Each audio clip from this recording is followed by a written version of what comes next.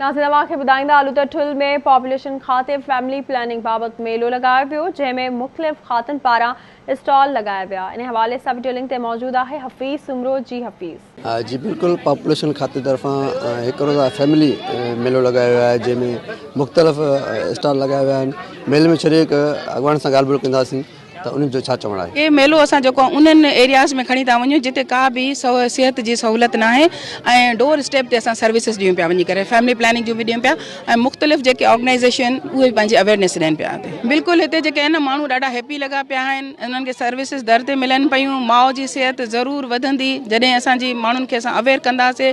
हिते माउ ऐं ॿार जी सिहत जे बारे में तमामु घणी आगाही ॾिनी वञे। जेके अनसर्ड एरियाज़ आहिनि हिते असां जेको आहे सो तफ़री मुहैया करे माण्हुनि खे, जंहिंमें असां मुख़्तलिफ़ डिपार्टमेंट्स खे इन्वॉल्व कयो आहियूं। हेल्थ डिपार्टमेंट के, सोशल वेलफेयर डिपार्टमेंट के, PPH आहे ऐं ॿिया बि NGOs आहिनि इलाही। सोशल वेलफेयर डिपार्टमेंट आहे उहो पंहिंजे जेके हैंडीक्राफ्ट्स आहिनि या ड्रेसिस आहिनि कल्चर्ड, उन्हनि खे जेको आहे सो डिस्प्ले करे रहिया। माउ हिकु ॿार पैदा करण खां पोइ उहो स्पेस रखे, घटि में घटि 3 सालनि जो रखे, छो जो लेडीज़ जेकी आहे हिकु डिलीवरी करण सां मुंहिंजे ख्याल में 24,000 कैलोरीज़ ज़ाया करे थी ऐं फ़ौरन ई जेकॾहिं हुनजे मथां ॿियो अची वेंदो पंहिंजो ॿारु, मुंहिंजे ख़्याल में 2.5 साल बि पूरा नथा थियनि त हिकु औरत वरी ॿीहर अची ज़रूरु अमल थींदो ऐं असांजा जेका वेलफेयर एसोसिएशन वारनि जेको प्रोग्राम कयो आहे बहितरीनु प्रोग्राम आहे। कुझु न कुझु ज़रूरु स्टेप आहे त उन में असांजी कुझु न कुझु इम्प्रूवमेंट ईंदी, हितां जे माण्हुनि में शऊर ईंदो, हितां जे माण्हुनि में उन्हनि जी भलाई थींदी।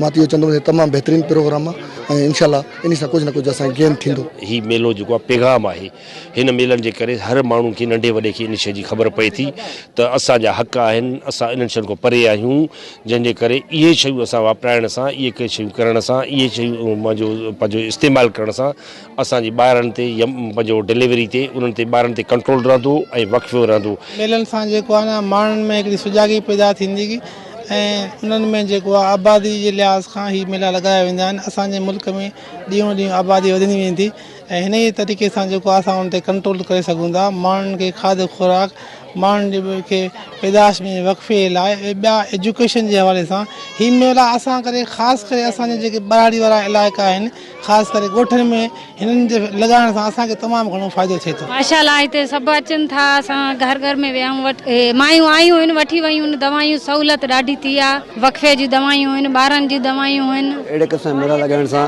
असांजे जेके समाज में उन औरतुनि खे ॼाण मिले थी ऐं ॿार जी जेकी सिहत आहे उहा बि उन में बहितरी अचे थी। जी।